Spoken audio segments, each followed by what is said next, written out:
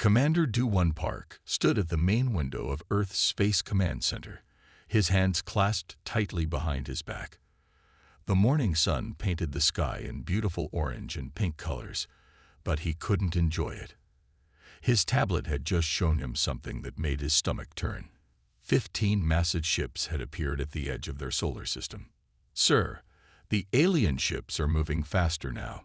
They'll reach Earth in 6 hours," said Lieutenant Yu-Jin, her voice shaking slightly as she read the report.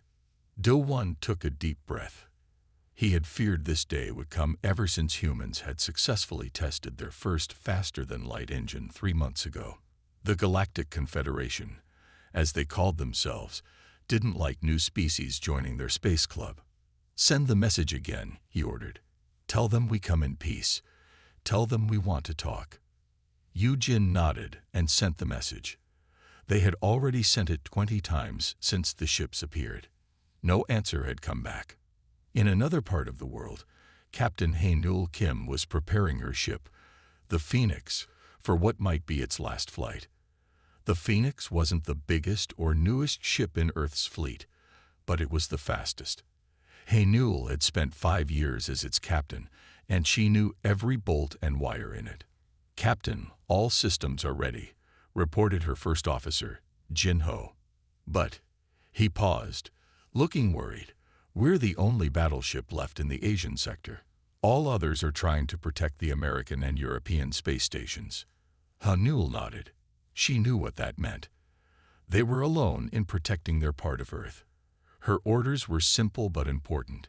Protect the research facility in the Korean Peninsula, where Dr. Yoon-ji Kang worked on something called Project Renaissance. The captain didn't know what Project Renaissance was. All she knew was that it was important enough that Commander Park had personally called her about it.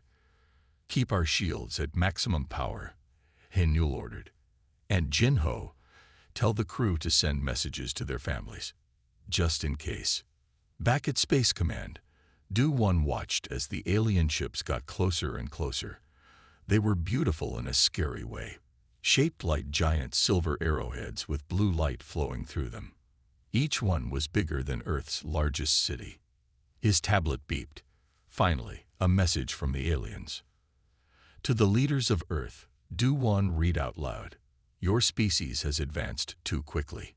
You have developed faster than light travel before learning to control your violent nature. The Confederation has decided you are a primitive threat. You will be contained." The room went quiet. Everyone knew what contained meant.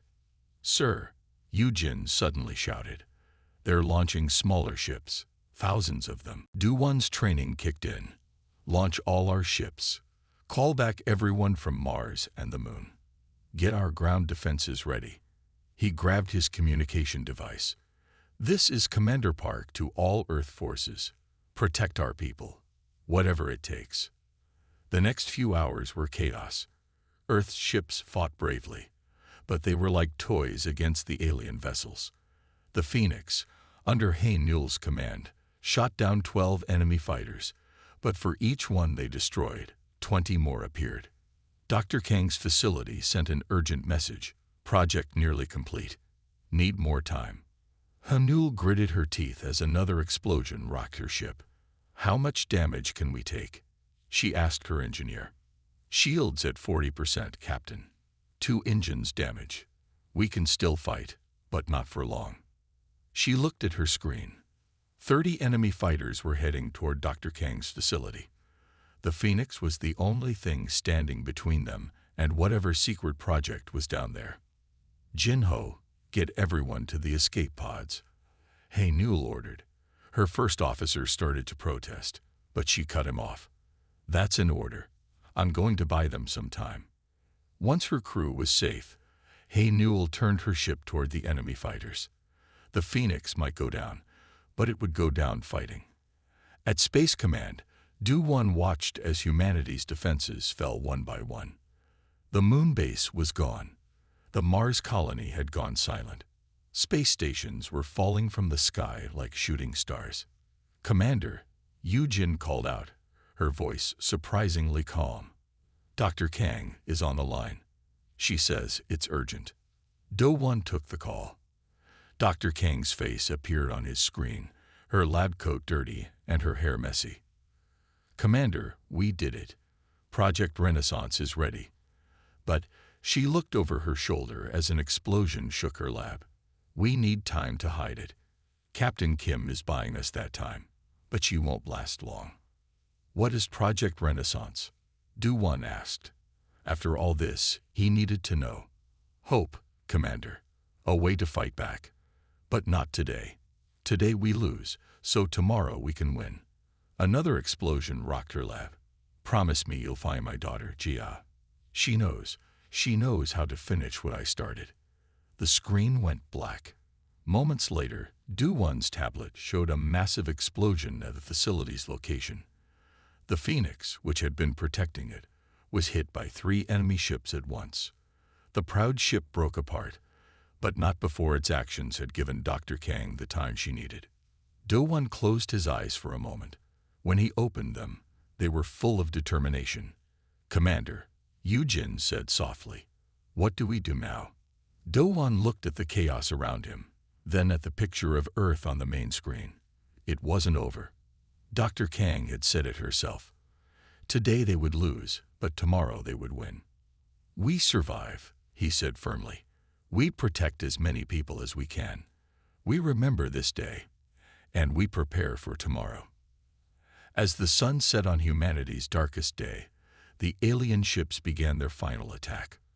But in the ruins of Dr. Kang's facility, hidden deep underground, a small quantum device pulsed with blue light, and somewhere on a civilian transport ship heading for the outer colonies, a young engineer named Jia Kang clutched her mother's last message, unaware that she carried the seeds of humanity's future victory. The fall of Earth had begun. But with it, unknown to their conquerors, so had humanity's greatest comeback story. 5 years had passed since Earth fell. The refugee camp on planet X-227 was cold and dark, like all the places where humans were allowed to live now. Do-Won Park pulled his thin jacket tighter around his shoulders as he walked through the crowded streets. He looked different now. His commander's uniform replaced by worn-out worker's clothes, his clean-shaven face hidden behind a beard. Nobody called him commander anymore. To most people here, he was just worker 23 to 781, another human doing hard labor in the Arxian shipyards. But that was exactly what he wanted them to think. "Sir," a quiet voice called from a dark corner. Do-Won recognized Jin Ho, former first officer of the Phoenix. "We found something." Do-Won followed Jin Ho through narrow alleyways until they reached an old warehouse. Inside, a familiar face waited for them. Taesung Lee, once Earth's best weapons engineer, now pretending to be a simple mechanic. "Look at this," Taesung said, pointing to something on his workbench. It was a small piece of machinery, glowing with a faint blue light. "I found it in the scrap pile of the shipyard. It's from Dr. Kang's lab." Do-Won's heart beat faster. "Are you sure?" "Positive. I'd recognize her work anywhere. This is part of Project Renaissance." For the first time in years, Do-Won felt real hope. Dr. Kang's final words came back to him. "Today we lose, so tomorrow we can win." Meanwhile, in another part of the galaxy, Hae-Nul Kim was alive and working as a cargo pilot. She had survived the destruction of the Phoenix by pure luck. The explosion had thrown her clear, and a passing refugee ship had picked her up. Today, she was flying her rusty cargo ship through an asteroid field. The Arxians thought she was collecting metal for their factories. They didn't know she was really mapping the perfect place for a hidden base. Her ship's computer beeped. "Warning, unknown ship approaching." Hae-Nul tensed, but then smiled when she saw the identification code. It was one of their own. The ship pulled alongside hers, and a transmission came through. "Captain Kim," a young woman's voice said, "I'm Jia Kang. I believe you knew my mother." Hae-Nul's hands froze on the controls. "Dr. Kang's daughter. We've been looking for you for 5 years." "I know. I've been looking for you too, and I have something to show you." Later that day, in an abandoned mining station hidden inside a large asteroid, Newell stared in amazement at what Jaya had brought. It was a small device, similar to the one Ta Sung had found. But this one was complete. My mother gave me this before she sent me away, Jaya explained. It's a quantum reconstructor, a tiny one. It can reshape matter at the atomic level.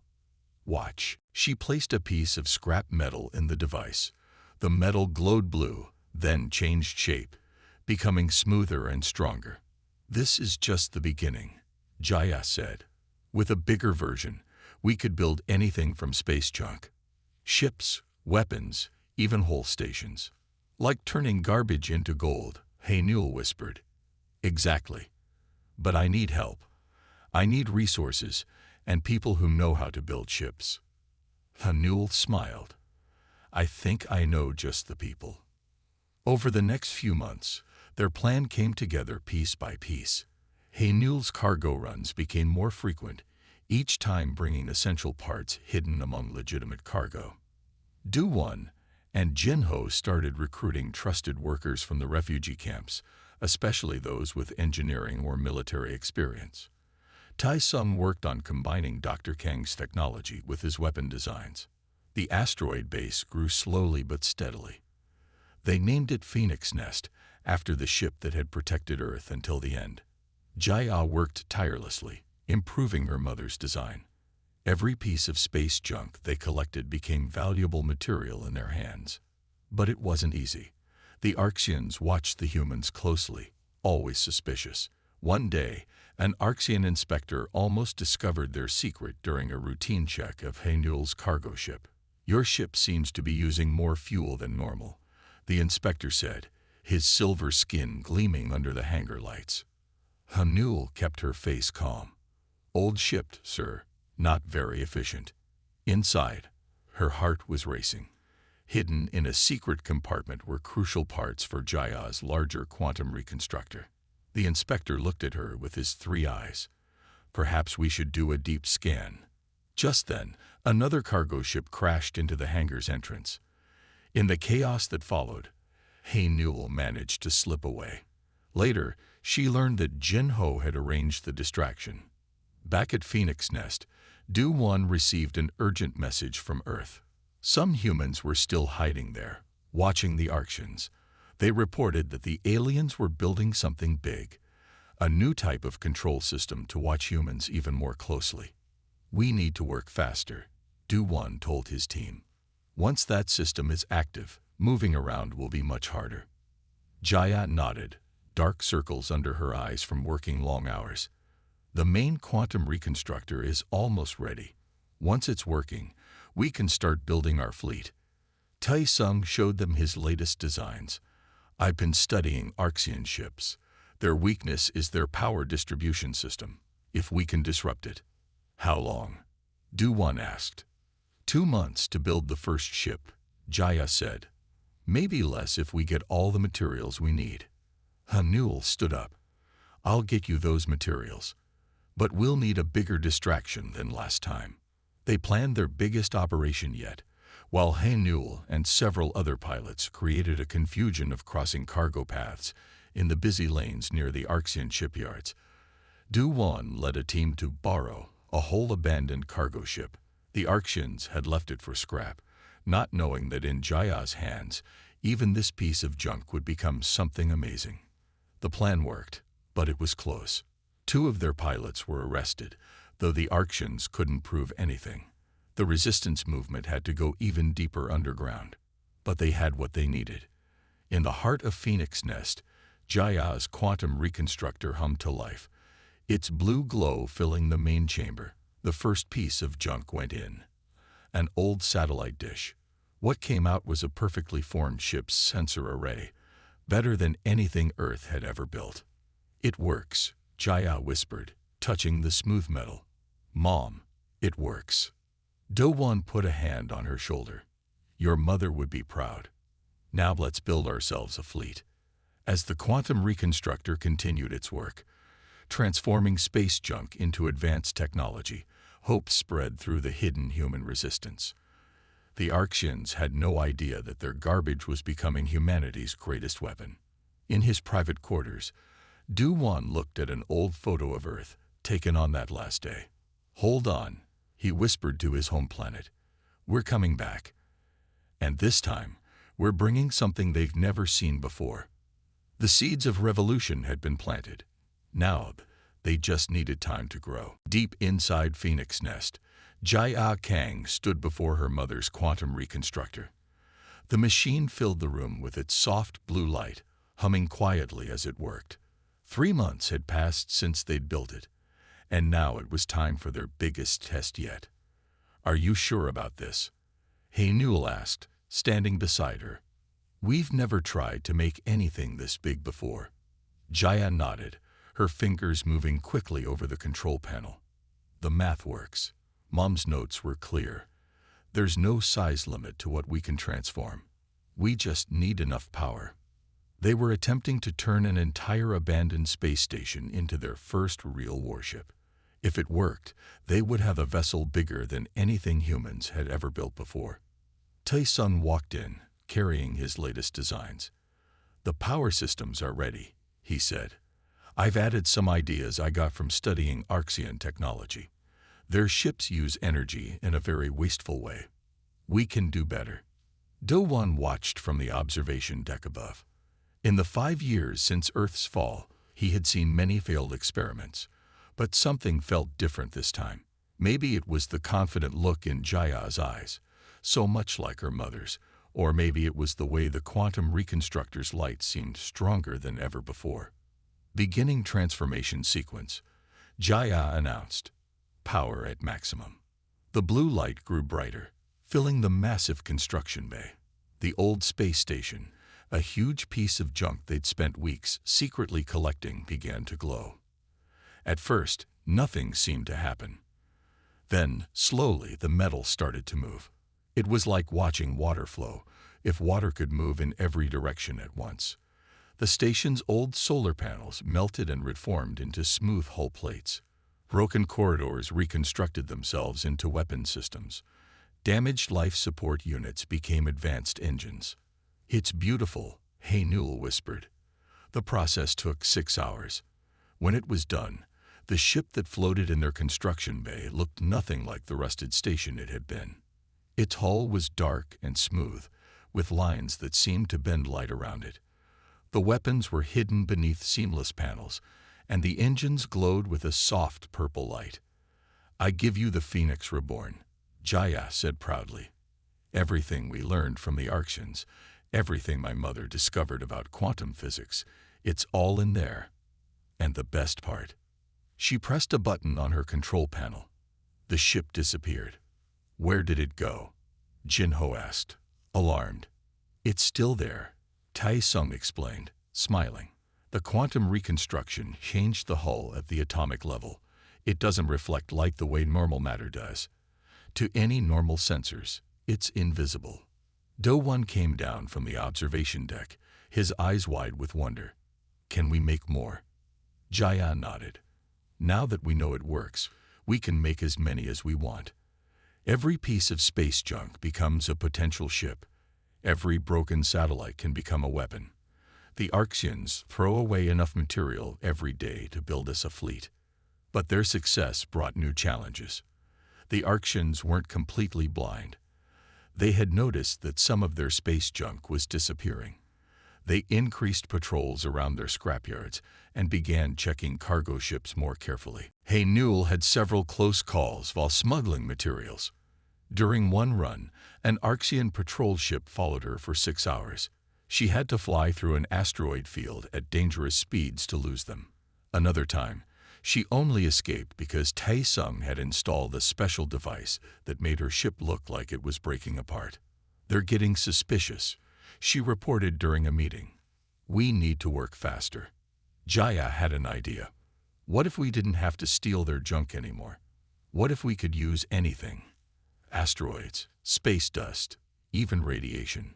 She showed them her latest project, something she called the Matter Reconstruction Matrix. It was like the quantum reconstructor but more advanced. It could break down any kind of matter and rebuild it into whatever they needed. "Your mother would be amazed," Do-Won told her. "She dreamed of this, but you've taken it further than she ever imagined. The resistance movement grew stronger every day. More ships were built, each one better than the last. They turned asteroids into hidden bases. Space dust became ammunition. They even found a way to use the radiation from nearby stars to power their engines. Tai-Sung worked with Jaya to design new weapons. They created guns that could change the way atoms held together, making Arxian shields useless. Their ships could slip through any defense by changing the way they interacted with space itself. One day, while testing a new ship, they discovered something unexpected. The quantum technology didn't just make things, it made them better. Each ship they built was faster, stronger, and more advanced than anything the Arxians had. It's like the technology is learning, Jaya explained to Do-One.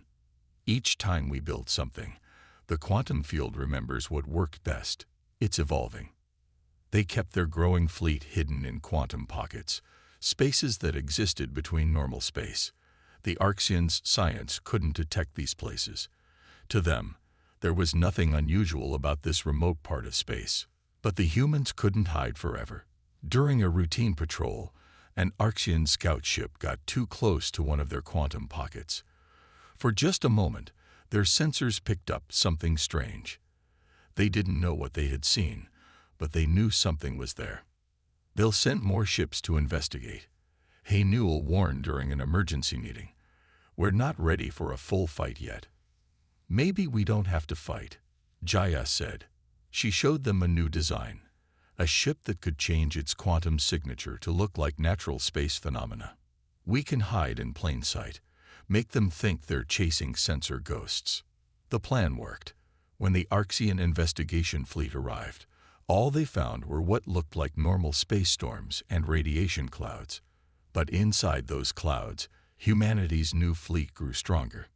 Do-One stood on the bridge of the Phoenix Reborn, watching his people work. Engineers who had once fixed garbage disposals now controlled the most advanced ships ever built. Pilots who had been forced to fly cargo now trained to handle vessels that could outmaneuver anything in space. How many ships do we have now? He asked Jia. 52 complete, 30 more under construction, she replied. Each one capable of taking on 10 Arxian battleships, and we're getting faster at building them. Do-One nodded. The time for hiding was almost over. Soon, they would show the Arxians that they had made a big mistake. They had given humanity exactly what it needed. A reason to unite, time to prepare, and all the raw materials they could ever want. Send the message to all our bases, he ordered. Tell them to prepare. The next phase begins soon. As the quantum reconstructors hummed throughout Phoenix Nest, transforming more junk into powerful ships, humanity's hidden arsenal grew. The Arxians had no idea that their garbage had become the foundation of their own defeat. The revolution was ready to begin. The day of humanity's comeback started quietly. In the Arxian shipyards, everything seemed normal. Workers moved about their daily tasks. Cargo ships came and went, and patrol vessels followed their usual routes. Nobody noticed anything unusual about the strange patterns in the nearby asteroid field. But those patterns were actually He Newell Kim's fleet of quantum-enhanced ships, hidden in plain sight. She stood on the bridge of her new command ship, remembering her old Phoenix from 5 years ago. This ship was different, faster, stronger, and completely invisible to Arxian sensors. All ships report ready, Jin Ho said from his station. He was her first officer again, just like old times. The quantum fields are stable. We can move whenever you give the word. He Newell touched the command panel, its surface glowing softly under her fingers. Send the signal to Commander Park. Operation Rebirth begins now. In another part of space, Do-One Park received the message in his command center deep inside Phoenix Nest. He looked at the gathered leaders of the resistance. It's time, he said simply. Jia Kang nodded and pressed a series of controls. Throughout the asteroid belt, quantum reconstructors hummed to life. They had spent months preparing this moment, building their technology into the very rocks of space. Starting the transformation sequence, she announced. Every piece of space debris within 50,000 kilometers is now part of our arsenal. The Arxians' first warning came when their sensors detected strange energy readings. Then they watched in shock as asteroids, old satellites, and space junk began to change. The debris transformed into ships, weapons, and defensive platforms. A fleet appeared out of nowhere, built from the very garbage they had thrown away. "Launch all ships," the Arxian commander ordered. "Destroy these human tricks." But these weren't tricks. As the Arxian fleet moved to attack, they found themselves surrounded. Haenul's ships emerged from their hiding places, their quantum-enhanced weapons ready. More ships appeared from quantum pockets, led by Taesung in vessels that could change their shape during battle. "Remember our training." Haenul's voice came through on all resistance channels. "We've practiced for this. We know their weaknesses. Strike fast and strike smart." The battle that followed was unlike anything space had ever seen. Arxian ships fired their weapons at targets that seemed to be there one moment and gone the next. Human vessels appeared from impossible angles, their quantum technology letting them move in ways that broke the normal rules of space. Jaya coordinated the quantum grid from Phoenix Nest, using her mother's technology in ways even Dr. Kang hadn't imagined. When Arxian reinforcements arrived, they found their own abandoned space junk transforming into weapons to use against them. "Their flagship is moving into position," Taesung reported. "They're trying to use their main control system." This was what they had waited for. The Arxians' most powerful ship carried their central command system, the technology they used to control and monitor everything in their space. If they could capture it, they could force the Confederation to listen. "Jaya," Du-1 called over the command channel. "Are you ready?" "Ready, Commander," she replied. "Mum's final project is in place." The Arxian flagship powered up its main weapon, preparing to destroy the human fleet. But before they could fire, Jaya activated her mother's last gift to humanity, a quantum wave that changed the very nature of their technology. The mighty ship's systems flickered and died, its crew helpless as their advanced technology turned against them. "This is Commander Du-1 Park of the Human Liberation Fleet," Du-1 broadcast on all channels. "Your flagship is under our control. Your shipyards are surrounded. And as you can see, we have surpassed your technology. We demand to speak with the Confederation Council." Hours passed as battles continued across space. The humans lost ships too, brave crews who gave their lives for freedom. But for every ship they lost, they built two more from the debris of battle. The quantum reconstructors worked continuously, turning defeat into advantage. Finally, a message came from the Confederation Council. They had never seen anything like this technology. A species using quantum reconstruction at this level was unprecedented. They wanted to talk.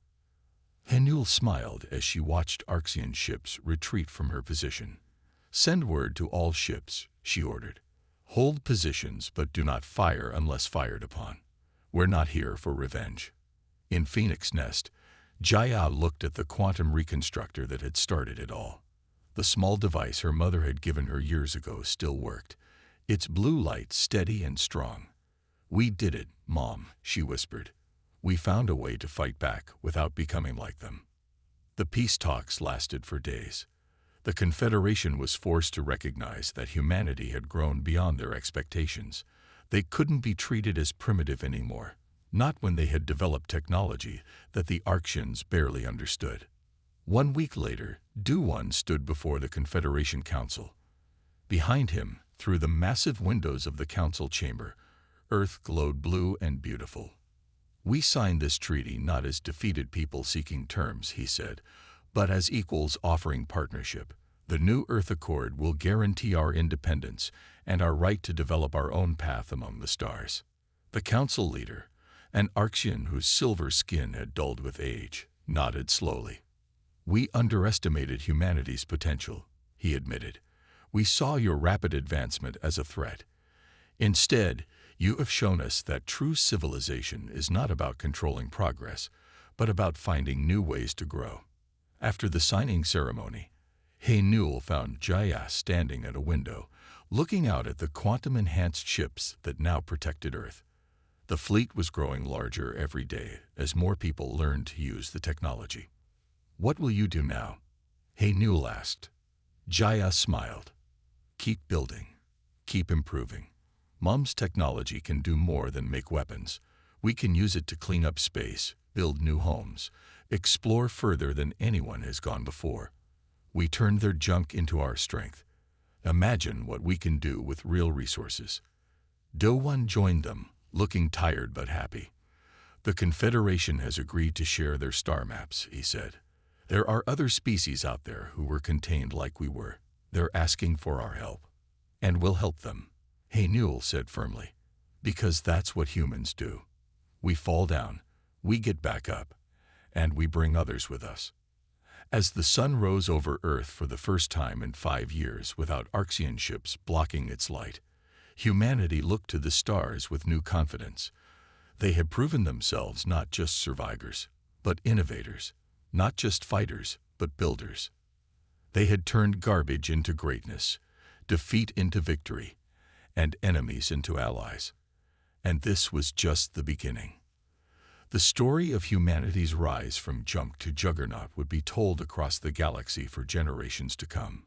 But more importantly, it would be remembered as the moment when humans proved that their greatest strength wasn't in their weapons or their ships, but in their ability to see possibility where others saw only trash. The quantum reconstructors hummed throughout human space, building a new future from the remnants of the past. And somewhere, in the infinite quantum fields that connected all things, Dr. Kang's discovery continued to evolve, growing along with the species that had learned to use it not for destruction, but for transformation. Humanity had come home to stay.